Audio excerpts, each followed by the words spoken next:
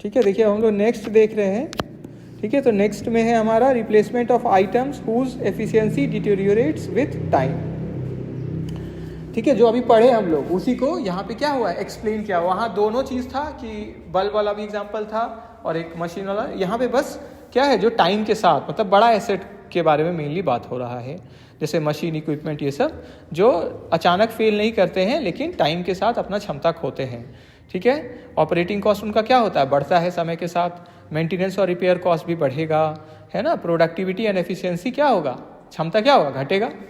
ठीक है, replacement theory help करता है इकोनॉमिकल टाइम, मतलब कब हमको रिप्लेस कर देना चाहिए ताकि मेरा ये जो एवरेज एनुअल कॉस्ट है वो क्या हो, सबसे कम हो। रीजंस फॉर डिटेरियोरेशन अभी हम लोग पढ़ ही लिए। ऑब्जेक्टिव ऑफ रिप्लेसमेंट हम लोग पढ़ ही लिए, है ना। टोटल कॉस्ट हमारा पर पीरियड क्या रहे, कम रहे।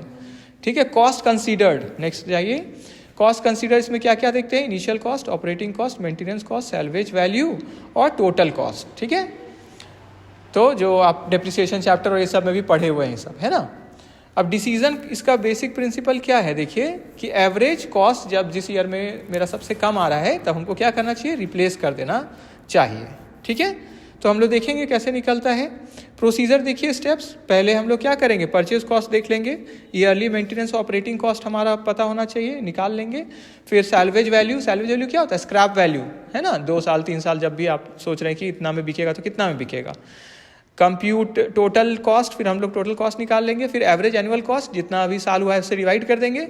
और select the year with minimum average cost. Minimum average cost को हम लोग जिस ईयर में भी आ रहा है वही आपका क्या हुआ, ईयर ऑफ रिप्लेसमेंट, है ना। क्लियर, सबको क्लियर है। एजम्पशंस में देखिए, cost can be estimated accurately. Cost को हम लोग मान के चल रहे हैं ना कि सही सही हम निकाल पा रहे हैं। Deterioration is a gradual and predictable. Deterioration क्या है, मतलब उसका जो क्षमता घट रहा है हम लोग क्या मानते हैं इसमें कि ग्रेजुअल है, धीरे धीरे, और हम प्रेडिक्ट कर पा रहे हैं, है ना, देख पा रहे हैं कितना हो पाएगा। ठीक है, अनुमान लगा पा रहे हैं। Replacement asset has similar operating conditions, एक ही जगह, ये सब क्या मान्यता है कि एक ही जैसा कंडीशंस रहेगा।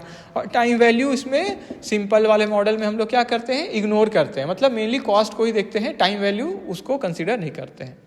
ठीक है, एडवांटेजेस, टाइम वैल्यू समझते हैं ना कि क्या होता है, पैसे का वैल्यू समय के साथ घट जाता है ना। जितना 10 रुपये का आज वैल्यू है 10 साल बाद घटने का चांस है, क्योंकि हम लोग देख रहे हैं चीज़ों बढ़ रही है ना दाम। ठीक है, तो उसका जो रियल परचेज पावर होता है वो क्या हो जाता है, घट जाता है ना। तो advantages reduces excessive maintenance cost, cost कम करना। ठीक है, ऑपरेशन एफिशिएंसी को अच्छा करना, अनएक्सपेक्टेड ब्रेकडाउन को अवॉइड करना, लॉन्ग टर्म प्लानिंग में हेल्प करना, और ये इंश्योर करता है हमारा कॉस्ट इफेक्टिवनेस। लिमिटेशंस देखिए, difficult to estimate future cost accurately, जो हम लोग पढ़ ही रहे थे अभी। क्वालिटेटिव फैक्टर्स को इग्नोर करता है, कंडीशंस को सेम मानना जा रहा है इसमें। और ये टेक्नोलॉजिकल चेंजेस को कंसीडर हमेशा नहीं करते हैं, तभी तो वो मान्यता लेके चल रहे। एग्जाम्पल, फैक्ट्री मशीनरी का रिप्लेसमेंट, बसेस या trucks, printing machines, power plant equipment का। कंक्लूजन देखिए, जिनका एफिशिएंसी डिटीरियोरेट करता है टाइम के साथ, ये इस प्रिंसिपल पे बेस्ड है, किस पे, मिनिमम एवरेज कॉस्ट पे। टाइमली रिप्लेसमेंट हेल्प करता है ऑर्गेनाइजेशन को रिड्यूस करने में ऑपरेटिंग एक्सपेंसेस, इम्प्रूव करने में एफिशिएंसी और मेंटेन करने में स्मूथ ऑपरेशंस। मतलब सिंपल जो हम लोग अभी पढ़े ही उसी को फिर से यहाँ पे, replacement of items whose efficiency deteriorates with time involve determining the optimal time. यही तो मेन चीज़ है कि हमको कब रिप्लेस कर देना है ना। एवरेज ऑपरेटिंग और मेंटेनेंस कॉस्ट जब मेरा सबसे क्या है, कम। ठीक है, चलिए अब इसका न्यूमेरिकल एग्जांपल देखेंगे।